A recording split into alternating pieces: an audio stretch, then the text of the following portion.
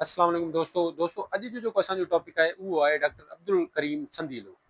त दोस्तों जॾहिं बि संदीले साहब जे बारे में तव्हां हिकिड़ी शइ यादि करे छॾियो त लोक अदब जी जिथे बि ॻाल्हि अचे उते हिकु त डॉक्टर नबी बख्श बलोच ऐं डॉक्टर अब्दुल करीम संदीलो, इहे माना तव्हांखे ॿई इन्हनि जो ज़िक्र ज़रूरु करणो आहे। त दोस्तों अचो त उन्हनि जे ब्रीफ इंट्रोडक्शन ॾांहुं वञूं था त माना हू किथे जा हुआ। अब्दुल करीम 1919 में तालको डोकरी ज़िलो लाड़काणे में पैदा थिया। 1996 में संदन वफ़ात थी। सिंध जी क्लासिकल शाइरी जे तहक़ीक़ जे हवाले सां संदसि वॾो कमु कयऊं। डॉक्टर साहब लिखण जी शुरूआति निसाबी किताबनि सां कई। संदसि किताब लोक अदब जो तहक़ीक़ी जाइज़ो दरअसल संदसि PhD लाइ कयल थीसिस आहे। डॉक्टर साहब जो किताब पहाकनि जी पाड़ इंतिहाई तहक़ीक़ी ऐं मालूमाती किताब आहे। हिन में इहो सम्झायो वियो आहे त मुख़्तलिफ़ पहाकनि जी माना कहिड़ी आहे, उन्हनि जो रिवाज कीअं पियो।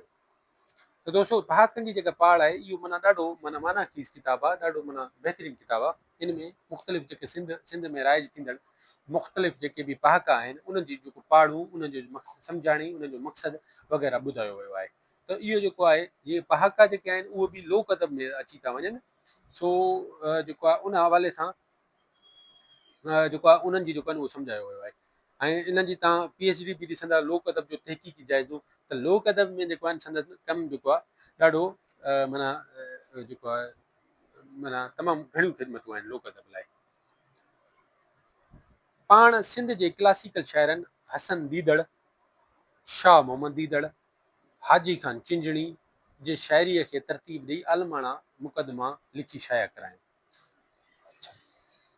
ॿियो हिकिड़ो मशहूरु किताबु अथनि वींजार, जंहिंमें लोक अदब जूं सिन्फ़ूं ॾिनल आहिनि। हीअ किताब सिंगार, सुलेमान कुंबर, चाकर शाह वग़ैरह। अच्छा, किताब सिंध जो सिंगार कहिड़ा कहिड़ा मशहूरु किताब आहिनि। लोक अदब जो तहक़ीक़ी जाइज़ो, सचल लुगात, पहाकनि जी पाड़, इस्तलाहनि जी असलियत वग़ैरह। दोस्तों इन खां अलावा अच्छा ही जेके हुआ इन सां गॾो गॾु इन्हनि MA ऐं BA सिंधी यूनिवर्सिटी मां कई ऐं असिस्टेंट डिप्टी एजुकेशन इंस्पेक्टर पिणु हुआ।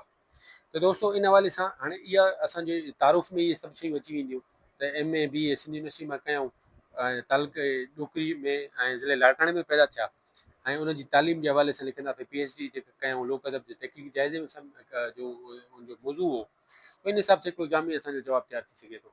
सो वरी मिलंदासीं ॿिए लेक्चर में। Thank U.